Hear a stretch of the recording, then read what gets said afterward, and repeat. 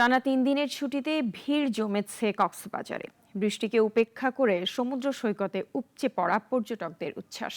কক্সবাজার প্রতিনিধি সাইফুল ইসলামের তথ্যচিত্রে desk report.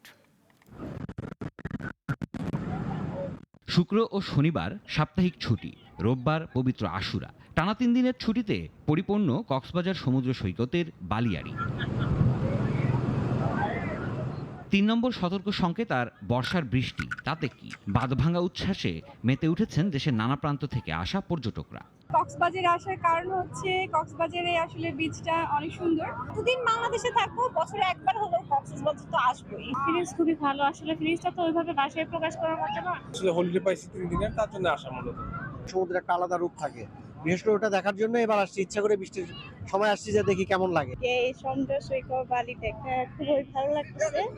তবে অনেক পর্যটক সাগরের গভীরে নেমে যাচ্ছেন নির্দেশনা না মেনে, যার কারণে যে কোনো সময় ঘটতে পারে দুর্ঘটনা। তবে সতর্ক আছে লাইফগার্ড টিম, সমুদ্র পাড়ে টহল দিয়ে সতর্ক করছেন সবাইকে।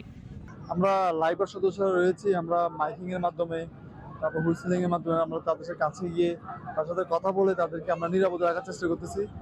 অপরদিকে পর্যটকদের জানমাল রক্ষায় ছিনতাই বিরোধী বিশেষ অভিযানে মাঠে ট্যুরিস্ট পুলিশ। পর্যটক আকৃষ্টের মূল কাজ হচ্ছে নিরাপত্তা, সর্বোচ্চ নিরাপত্তা নিশ্চিত করতে হবে। গত 4 থেকে 5 মাসে কোনো ধরনের ছিনতাইয়ের ঘটনা আমরা ঘটতে দেই নাই। বর্ষার সীমাবদ্ধতা পেছনে ফেলে এই মৌসুমেও কক্সবাজার উপচে পড়ছে পর্যটকে। সমুদ্রের গর্জনে ছাপিয়ে যাচ্ছে হাসির উচ্ছ্বাস। সিরাজুম মনির শুভ, নাগরিক।